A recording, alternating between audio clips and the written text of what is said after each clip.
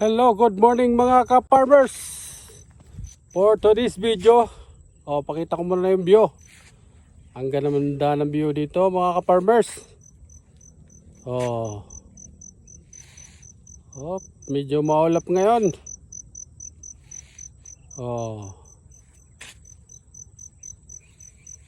Di ba? Dito na tayo ngayon sa bukid. Titingnan natin yung mais namin kung maganda ang tubo. Ito na sila, mga farmers. Iyon, hindi pantay-pantay.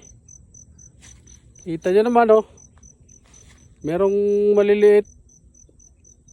Tsaka meron na rin din doon banda, yun.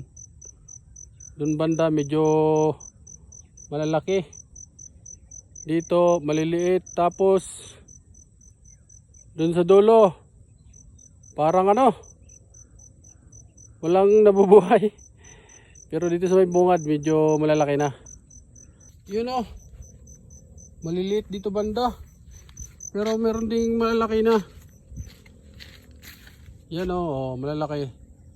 Tsaka doon banda sa kabila malalaki, kaso doon sa dulo medyo kalbo.